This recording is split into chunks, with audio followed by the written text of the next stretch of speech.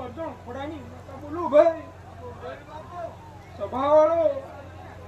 હું કદાચ દિલ્યાના ગુંભાની પરમાણી માતા મારો પરમણી નો ભરખું બોલતો હશે ને મારો રોમ બોલતો હશે તો આજ મારી કુંવરસીના ઓગણે સોવાઈ જો ખમાનું લેરું મેલી કે ના જો તો હું કિલ્લાની વાદળ કોની માતા ઇન્દ્રમાં મારી પરમણી નું દો મારી પરમણી